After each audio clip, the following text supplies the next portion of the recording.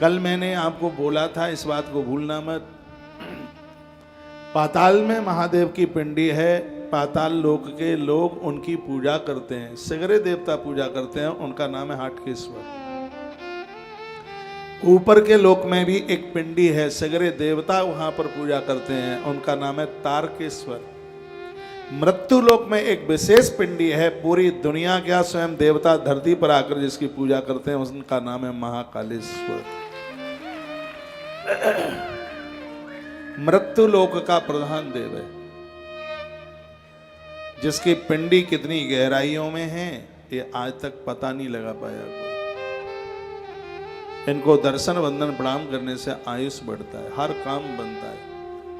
Avant का नाथ इतना अद्भुत देव है।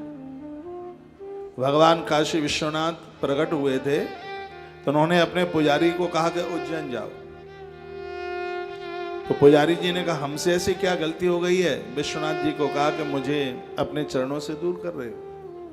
विश्वनाथ ने कहा गलती नहीं हुई है, हम तुम्हारे ऊपर प्रसन्न हैं। मैं उज्जैन में छिपरा के किनारे पर महाकाल के रूप में बैठा हूं, मेरी पूजा करना, दर्शन करना, और यह मेरा वरदान है तुम्हारे लिए। 3 लोक का नाथ, 14 भुवनों का स्वामी परमात्मा कृष्ण तुम्हारा शिष्य बनने के लिए आवेगा। वो ब्राह्मण पुजारी कोई और नहीं थे, वो थे गुरुदेव सांदीपनी, जिन्होंने जिंदगी पर्यंत इस धरती पर भगवान महाकालेश्वर का बंधन पूजन किया। आप यहाँ आए हैं, आज का दिन तो बड़ा अद्भुत है। मैंने तो भजन लिखे हैं आज महाकाल भगवान के ऊपर। यहाँ से थोड़ा जाने के लिए मुझे थोड़ा सा टाइम मिला था, क्योंकि पूजा में मैं बैठा था तो मुझे भी नहाना जरूरी था ना। बस इतनी देर को मैं गया और जाते ही कुछ पंक्तियां लिखी थी, बैद्यनाथ में थे तो उनके लिए लिखते रहे।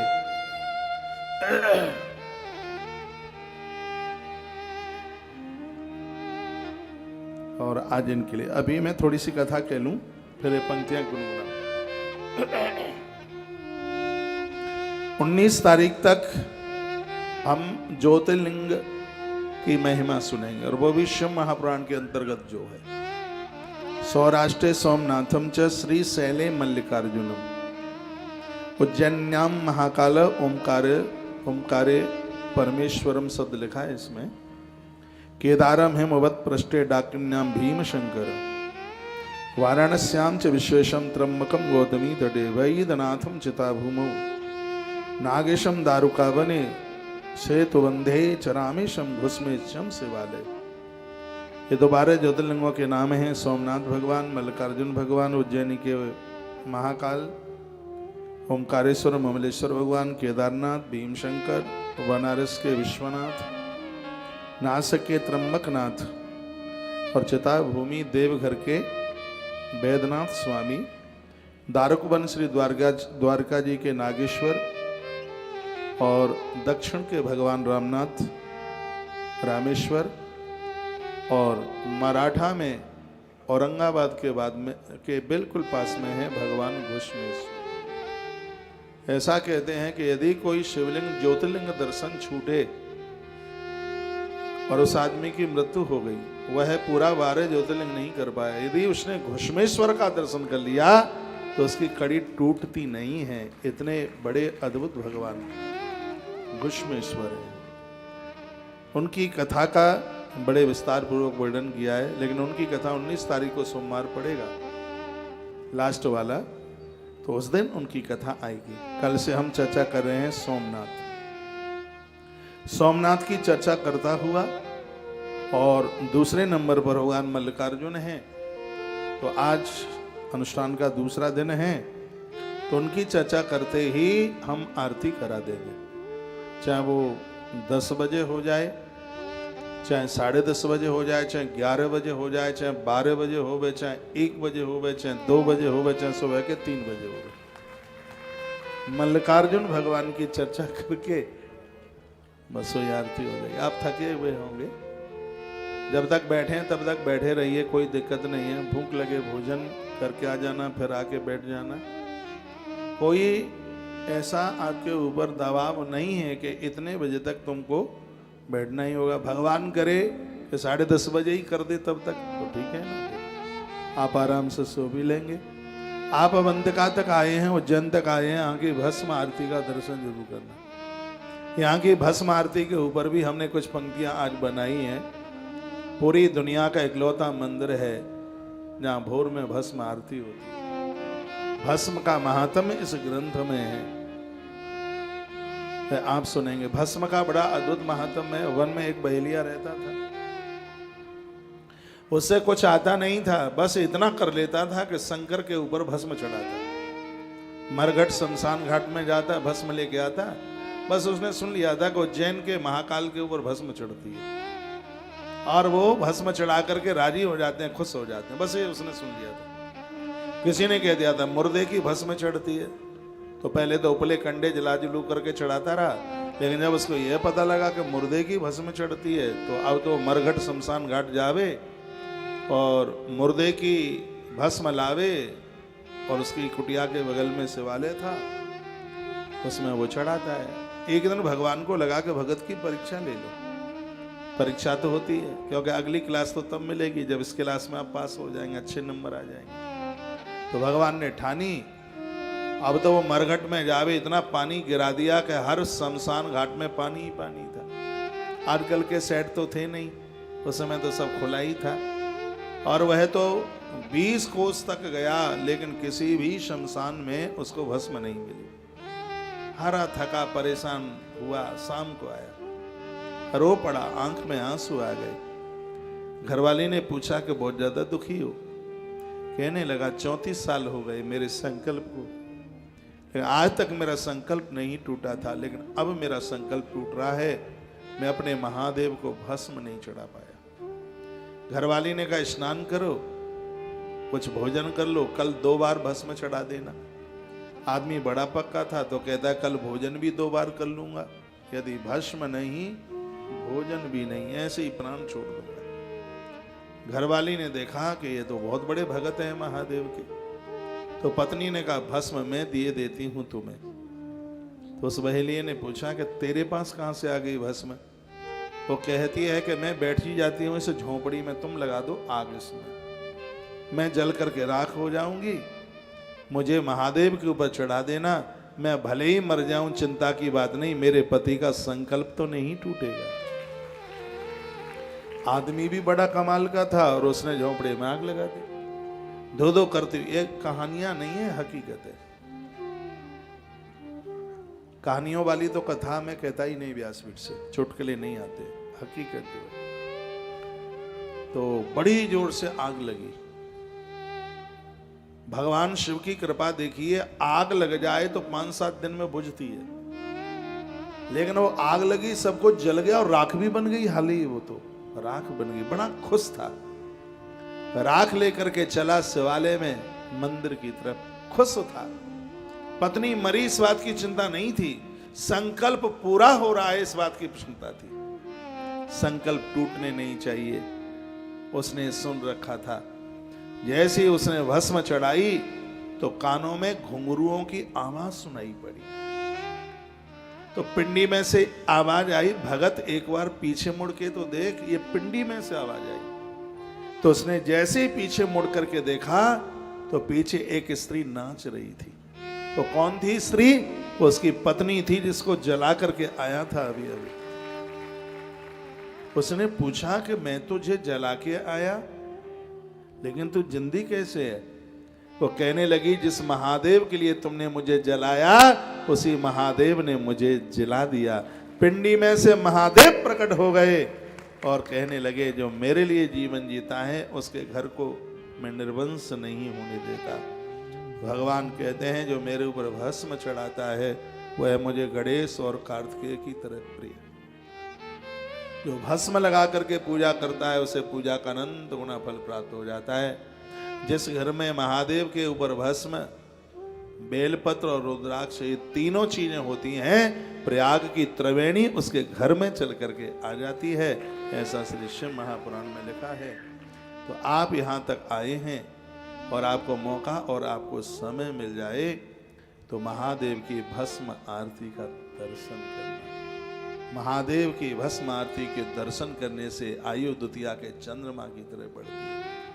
इतना बड़ा प्रभाव भगवान महाकाल का है। तो मैं आपको सोमनाथ भगवान की कथा कल सुनाते सुनाते आरती हो गई थी और वहीं से मैं बात कर रहा हूं। ज्योतिषाम चैव लिंगानां महात्म्यं कथयाधुना उत्पत्तिं च तथा तेषां ब्रूहि सर्व यथा श्रुतम्।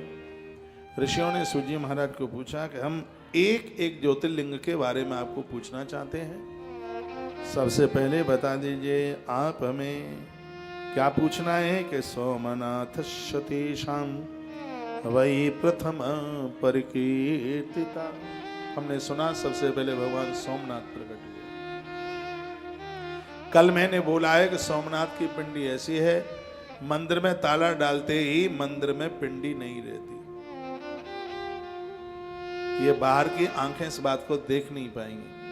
जैसे ही पुजारी ने मंदिर में ताला डाला, मंदिर की पिंडी अंबर आकाश की तरफ जाती है। देवता उसका पूजन करते हैं और सुबह पुजारी जैसे ही कपाट खोलता है, भगवान की पिंडी मंदिर में होती है। यह अद्भुत है भगवान सोमनाथ। जो सोमनाथ का दर्शन करता है उसे कुष्ठ की बीमारी नहीं होती। सोमनाथ का दर्शन करने से लाखों लाखों बार महामृत्युंजय मंत्र जप करने का फल प्राप्त होता है। ऐसे भगवान प्रभु सोमनाथ हैं। भगवान ने द्वारका बसाई तो उन्होंने अनुमति भगवान सोमनाथ से मांगी। ऐसा बताते हैं कि गुजरात की धरती पर वही रह पाएगा जिसको सोमनाथ रखना चाहेंगे।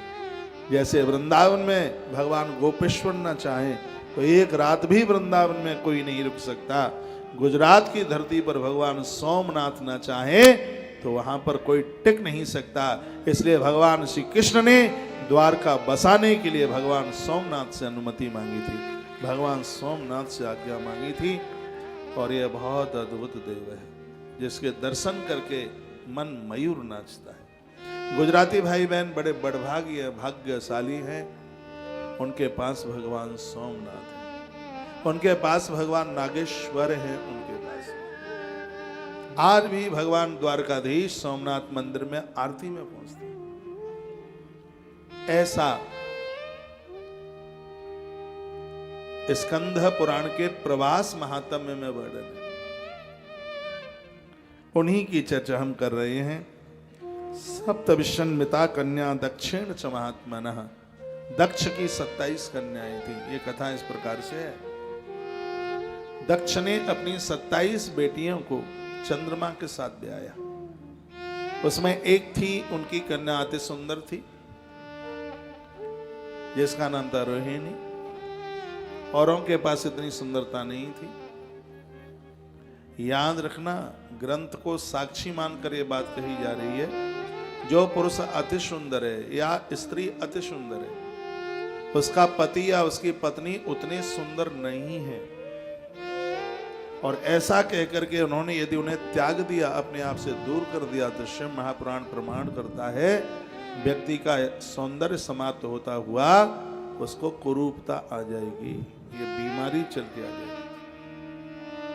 बिना अपराध के कोई बीमारी नहीं होती। और मैं बहुत बार कहता हूं, इस दुनिया में तुम्हारी पत्नी से सुंदर कोई स्त्री अभी तक विधाता ने बनाई नहीं। इस दुनिया में आपके पति से सुंदर अभी तक ईश्वर ने कोई पुरुष बनाया नहीं है। ये प्रभु राम और माता जानकी के प्रसंग से सीख लीजिए। प्रभु राम कहते हैं कि मेरी जानकी से सुंदर कोई स्त्री ही नहीं है। मां जानकी कहती है मेरे करुणा निधान से बुद्धिमान, उनसे योग्य, उनसे सुंदर कोई है ही नहीं, कोई नहीं। राम कितना आदर करते हैं अपनी स्त्री का। हे खग मृग हे मधुकर श्रेणी, तुम देखी सीता मृग ने। कथाएं सिद्धांत देती, कथाएं अपराधों से बचा देती। दक्ष की 26 बेटियों का इसने निरादर किया चंद्रमा। वह रोहिणी एक पत्नी के सौंदर्य में ही वो बंध गए। एक बार वो 26 बेटी दक्ष की पिता के घर पहुंची। पिता तो सबसे पहले बेटी को यही पूछता है, बेटी कैसे हो? तो 26 की 26 रो पड़ी और कहने लगी, पिताजी आपका जो जामाता है, आपका जो दामाद है वो ठीक नहीं है। हम बहुत कष्ट में हैं, हम बहुत परेशानी में हैं। किसी की बेटी कहीं परेशान होती है, 10 गायों के अपराध के बराबर पाप लगता है। गैया दुखी रहेगी, बेटियां नारी दुखी रहेगी। उस घर को कभी ऊंचाई नहीं मिल सकती, उस घर का कभी उत्कर्ष नहीं हो सकता। गाय को पूजना, मानना, संभालना बड़ा पुण्य है, लेकिन नारी को कष्ट ना आवे, बेटियों को कष्ट ना आवे। जिनके घर में नारी प्रसन्न है, उसके घर में 365 दिन दिवाली मनाई जाती है। आधा सा श्लोक बोले देता हूं। यत्रस्त पूजन्ते नारी रमन्ते तत्र देवता। मनुष्यमति में महात्मा मनु कहते हैं कि जहां पर नारी प्रसन्न है, मुस्कुरा रही है, नारी का आदर है, वहां देवता वास करते, देवता मानते। आज आप देखते हैं कि 15 दिन चंद्रमा की कलाएं घटती हैं, फिर 15 दिन बढ़ती हैं। वो अभिशिप्त हैं, वो श्रापित हैं। उन्होंने गलती की थी, उसका परिणाम उनको भोगना पड़ा। दक्ष ने जब यह सुना कि मेरी बेटियां बहुत परेशान हैं चंद्रमा की वजह से, तो उन्होंने चंद्रमा को बुलाया। चंद्रम च स्वामिनम प्राप्य शोभमाना विशेषता। चंद्रमा तो बहुत सुंदर थे। दुनिया भर की नारी को, मातृ शक्ति को जितना भी सौंदर्य मिला है वो चंद्रमा ने दिया है। इसलिए उस ऋण से मुक्त होने के लिए माताएं पूर्णिमा का व्रत करती हैं। विवाह से भी पूर्व जितनी भी कन्याएं चंद्र को अर्घ देती हैं, ऐसे बेटियों को सुंदरता मिलती है। बेटी के लिए 2-3 चीजें होना कन्याओं के लिए बहुत ज्यादा जरूरी है। क्या क्या जरूरी है, मैं रामायण की एक चौपाई रख रहा हूं। बेटियों के लिए एक सहज होना जरूरी है, एक होशियार चतुर होना जरूरी है, तभी वो उस परिवार को देख पाएंगे। एक उनको सुंदर होना भी बहुत ज्यादा जरूरी है। नारी को चाहिए जितने उसके लिए जो श्रृंगार की बात कही गई है, वो श्रृंगार उसके पति के लिए होता है। वो श्रृंगार करे, भाल पर बिंदी लगाए।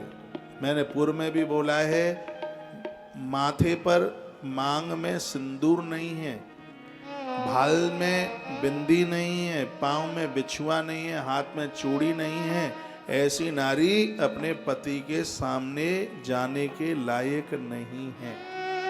एक प्रमाण दे रहा हूं। मेरे प्रभु श्री राम जी दरबार में पहुंच गए थे।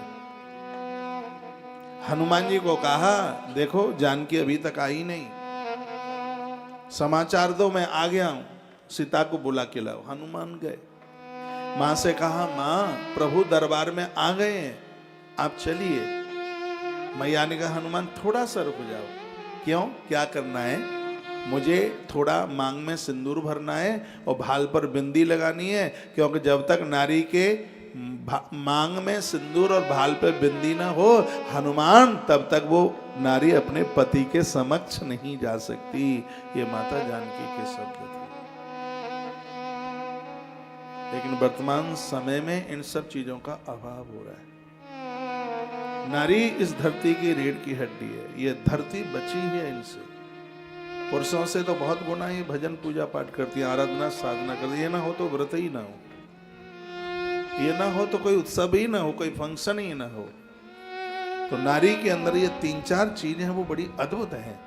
ये देवर्षि नारद जी कहते हैं, जो कि माता पार्वती के अंदर, इस सब के पास हो। क्या क्या है? सुंदर सेज सुशील सयानी, सुंदर सेज सुशील सयानी, रमयो मालिका भवानी।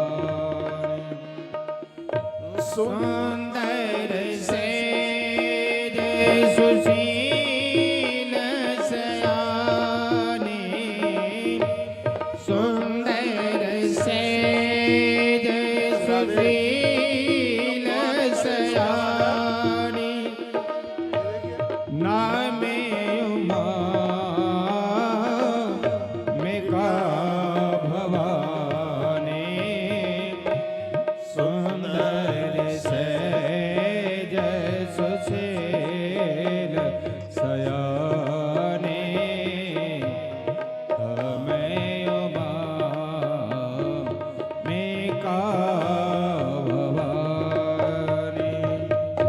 नारद जी ने कहा कि इस बेटी के पास में तीनों चीजें, चारों, सुंदर भी है, सहज भी है, सयानी, होशियार है, और ये होना चाहिए।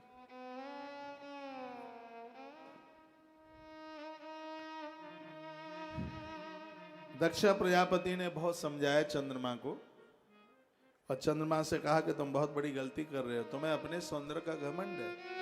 चंद्रमा ने कहा पिताजी अब गलती नहीं होगी। अपने ससुर जी को कहा। कुछ समय तक समय चला, लेकिन वो नहीं माने।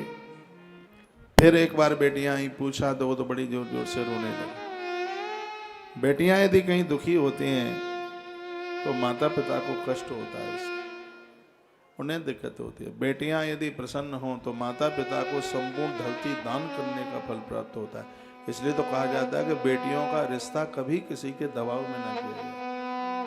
बेटी और गाय हर जगह नहीं दी जाती, बहुत देखा जाता है, बहुत सोचा जाता है, बहुत विचार किया जाता है। तो ये 26 बेटियां बहुत ज्यादा दुखित थीं। कहा पिताजी हम ज्यादा दुखी है। अन्याश दुख मापन ना पितरम शरणम यजु। हम तो घर छोड़ करके आ गए, हम नहीं जाती, हम यहीं रहेंगे। एक पिता 100 हाथी पाल सकता है, लेकिन बेटी को नहीं रख सकता। यदि बेटी को रखता होता तो फिर वो बिटिया के हाथी ही क्यों पीले करता। घर से बेटी की डोली उठना शुभ है, लेकिन घर से बेटी की अर्थी उठना शुभ नहीं है, ऐसा देवी भागवत में लिखा है। इसलिए बेटी को ससुराल पहुंचाया जाता। रोती बिलखती हुई अपने पिताजी के पास आई और कहने लगी हम नहीं जाते। पिता दक्ष इतने क्रोधित हो गए कि वो सीधे चंद्रमा के पास पहुंच गए। विमले चकुले तम ही समत्पन्नम कलानिधि। तुम्हें पता है कि तुम्हारे पिता अत्रि जी महाराज कितने तपस्वी हैं, और उनके यहां तुम जैसी संतान जन्म लेने वाली, तुम्हें लाज नहीं लगती, तुम्हें शर्म नहीं लगती। आश्रतेषु सर्वेषु न्यूनाधिकम ये कथम तवः। हे चंद्रमा, आप उत्तम कुल में उत्पन्न हुए, सभी आश्रितों के प्रति तो आपका व्यवहार समान था। कभी कभी ये लोग बाहर के लोगों के लिए बड़े अच्छे होते हैं। दक्ष यही तो कह रहे हैं। एक व्यक्ति बाहर के लिए, कुटुंब के लिए, खानदान के लिए, परिवार के लिए, सबके लिए अच्छा होता है, लेकिन पत्नी के लिए ठीक नहीं होता। ये दोष है दक्ष के। पुरुष बीमार होता है, पत्नी बेचैन होती है, जगह जगह फोन करती है बीमार है। लेकिन पत्नी को कोई दिक्कत हो जाए तो कहते हैं कोई बात नहीं है, गर्म पानी पी लेना, ठीक हो जाएगी। कौशिक महाराज ने कहा था काढ़ा बना करके पी ले। वो तुम्हारे बलबूते, तुम्हारे भरोसे सब कुछ छोड़ करके आई है। तुम्हारा नाम पति है। क्यों पति है? क्योंकि तुम उसे पतित नहीं होने दोगे। पुरुष संभ्रांत हो और उसकी गृहिणी एक एक आना के लिए तबाह हो जाए। तो भगवान श्री कृष्ण ने जब अपने माता पिता को कारागृह से बाहर निकाला था तो उन्होंने कहा था कि ऐसा पति जिंदा होने पर भी मृत्यु के तुल्य है। माता पिता जिस घर में दुखी हैं, ऐसा पुत्र जीवित होने पर भी मृत तुल्य है। जिसके घर से लोग भूखे चले जाते हैं, ऐसा गृहस्थ जिंदा होने पर भी मरे मुर्दे की तरह। कहा गया है, हमारे ग्रंथों में कहा है, हमारी स्मृतियों में कहा है कि जो गृहस्थ भूखे हुए लोगों को भोजन न दे पाए, उन्हें तो विवाह करना ही नहीं चाहिए था। वो तो लंगोटी कमंडल लेकर के हरिद्वार चले जाते। या गृहस्थ न होगा तो ब्रह्मचारी, वानप्रस्थी, सन्यासी कोई होगा ही नहीं। सबका भरण पोषण करने वाला तो यह है जो अपने आंगन में आए हुए अतिथि को प्रसन्नता पूर्वक जमाता है, उसे 100 यज्ञ करने का फल रोजाना प्राप्त होता है। इसलिए दोपहर का भोजन होते समय बाहर जाके देखिए कोई भूखा तो नहीं खड़ा है, क्योंकि दोपहर के मध्याह्न काल में पितर और देवता ये दोनों के दोनों भोजन के लिए आते हैं। उदार भाव से रोटियां बनाइए। आटा ऐसे नाप के डालेंगे, 2 रोटी 2 फुलके, ज्यादा ना बन जाए। हमें आश्रमों की परंपरा बड़ी बढ़िया लगती है। चाहे जितने बजे आदमी आ जाए, भूखा नहीं है। उदार बनिए। ये आज बड़ा दुर्भाग्य है, बाथरूम का सामान बढ़ रहा है, रसोई का सामान कम हो रहा है। तुम्हारी रसोई में तो 2-2 साल के पुराने चावल मिलने चाहिए, दाल मिलनी चाहिए, गुड़ मिलना चाहिए, सगरे तरह के मसालों में दालचीनी जरूर मिले, पीपल मिले, अजवाइन तो जरूरी ही मिले। हल्दी के बिना तो रसोई ही अशुभ है। ये स्वास्थ्य के लिए इतनी बढ़िया चीज है। घी मिले, लेकिन घी मिलेगा नहीं, रिफाइंड मिले जो कैंसर को पैदा करे सीधा। रिफाइंड, कुकर की दाल, आयोडीन नमक, फ्रिज का पानी और सफेद चीनी, ये जिंदे जी को मार डालेंगे। ये भूत रसोई में बैठे हैं जिनके बिना आप रह ही नहीं पाते।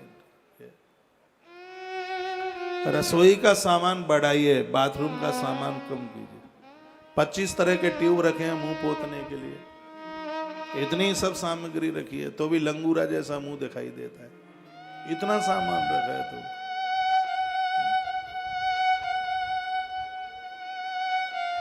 उदार बनिए, बहुत उदार बनिए। पैसा बहुत मेहनत से कमता है,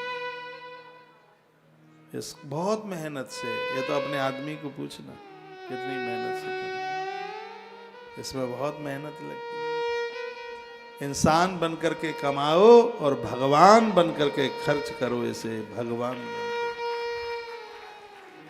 तो धन का कभी दुरुपयोग नहीं होगा। जैसे आप मंदिर में जाते हैं, ऐसे अपने ऑफिस में जाया करो। मंदिर में पैसा मांगने को जाते हो, कौन विमान मांगने को जाता है? मंदिर में जाते हो, भगवान तुम्हें पैसा देता है, तो तुम्हारा कारोबार भी तो तुम्हें पैसा ही देता है। जब आप अपने फैक्ट्री, ऑफिस, दफ्तर जाएं या नौकरी के लिए जाएं, तो ऐसा लगे कि 4 धाम की यात्रा करने को जा रहे हो। इतनी खुशी, इतनी प्रसन्नता होनी चाहिए। मैं अपनी कथा में आता हूँ मुस्कुराता हुआ, ऐसा लगता है कि रामेश्वर की यात्रा करने को जा रहा हूँ। कभी लगता है कि चल पड़े हम बद्रीनाथ, इतनी खुशी होती है। भार नहीं है, अपने काम को भार मत समझिए। तुमसे बहुत योग्य हैं इस धरती पर, लेकिन उनके पास काम नहीं है। ईश्वर ने तुम्हें काम दिया है, काम नहीं तो दाम कहां दे रहे? तुम्हें काम मिला है, इसकी वैल्यू समझिए, ईश्वर का धन्यवाद कीजिए। ये काम ऐसे नहीं मिल जाता। लोग मेरे पास इतने लोग आते हैं, कहते महाराज जी इतनी मशीनें लगी, इतना सब कुछ है, लेकिन काम नहीं है। काम आपसे व्यवहार से मिलता है। काम आपके व्यवहार से काम मिलता है, आपके आचार से काम मिलता है, आपके समय के सदुपयोग से काम मिलता है, और आपकी प्रसन्नता से, आपके उत्साह से काम मिलता है। आप कितने भी धनवान हो जाएं, काम करने की लगन में कमी नहीं आनी चाहिए। मुझे कथा कहते हुए 31 साल हो गई हैं। कथा कहने में जो मुझे 31 साल पहले जितनी खुशी थी, आज भी मुझे वही खुशी है। कितनी कथाएं करी हैं, 5वां साल चल रहा है, एक दिन के लिए कथा बंद नहीं है। मेरा उत्साह देखिए, मेरा जज्बा देखिए। कथा कहते कहते अभी मेरा मन भरा नहीं है। सौगंध भगवान की, सुबह 5 बजे तक आप बैठे रहे तो कथा 5 बजे तक सुनाता रहूंगा, और भोर में बहुत जल्दी जगा। ये उत्साह है, ये खुशी है, प्रसन्नता है। आपके पास कितना भी धन आ जाए, लेकिन काम करने का उत्साह कम नहीं हो, क्योंकि काम पेट भरने के लिए नहीं, पेट तो सूकरा और कुकरा भी भर लेते हैं। मैं कल बता रहा था, मैं बापी में गया था 2006 में। एक फैक्ट्री के मालिक ने मुझे बोला, इतनी बड़ी फैक्ट्री, इतनी बड़ी कंपनी, 82 इयर्स ओल्ड। मैंने उन महान भाव को पूछा, इतना सब कुछ है, पर आप मेहनत क्यों करते हैं? तो कहते हैं पैसा हमारे पास इतना है कि बहुत पीढ़ियां खाती रहे। अब पैसा हम अपने परिवार के लिए नहीं, तो फिर इस काम से 25,000 लोगों की रोटी चलती है। काम हम इसलिए करते हैं। आपके पास आदमी ज्यादा है, कल भी मैंने निवेदन किया, उनकी छुट्टी मत कीजिए। कितने के चूल्हे सुलगते हैं आपके काम से, छुट्टी नहीं करनी पड़े, अपना काम बढ़ाइए। ये उत्साह होना चाहिए, आनंद यही है, आनंद। मैं उसी प्रसंग में आपको लेकर के आ रहा हूं। चंद्रमा को श्राप दे दिया, कहा तुम घमंडी हो, तुम अभिमानी हो, तुम्हें अपने सौंदर्य का इतना अभिमान है। मैं तुम्हें श्राप देता हूं, ब्रह्मा का बेटा हूं मैं। यदि मेरी तपस्या में ताकत है तो हे चंद्र शीघ्र ही तुम्हें कुष्ठ रोग घेर ले। बस इतना कहा, पूरे शरीर पर कुष्ठ रोग हो गया। हर थर चंद्रमा कांपने लगे, कोई बचाने वाला नहीं था। रोते हुए चंद्रमा विधाता ब्रह्मा के पास पहुंचे। ब्रह्मा पितद्वच श्रुता विषमयम परम, रो पड़े और कहने लगे, मुझसे गलती हुई है, मैंने अपनी पत्नियों का अपमान किया। एक मेरी पत्नी इतनी सुंदर थी, उसके सौंदर्य का मैं शिकार बना। मैंने अपनी अवशेष स्त्रियों का बहुत अपमान किया है और उसका ये दंड मुझे मिला है। प्रभु कैसे भी मेरा कल्याण कीजिए। तो ब्रह्मा कहने लगे, अहो कष्टम महे जातम सर्वलोकश दुखदम। हे अत्रि के पुत्र, इस धरती पर अपराध के बिना कभी किसी को कोई कष्ट नहीं मिलता। अपराध है, पाप के बिना तो पाँव में कांटा नहीं लगता। हमें यहाँ वही मिल रहा है, हमें यहाँ वही मिल रहा है जो हमने किया है। आजकल मैं एक बात बहुत ज्यादा बोलता हूं गीता की, समय कभी भी गलत नहीं होता। कल भी मैंने बोला था, विदुरानी ने कहा था, भगवान ये पांडवों का गलत समय कब तक रहेगा? बेचारों को घर से बाहर कर दिया, बन बन भटक रहे हैं। कृष्ण कहते हैं, हे विदुरानी, समय किसी का गलत नहीं होता, व्यक्ति के कर्म गलत हो जाते हैं तो उसको दंड भोगना पड़ता है।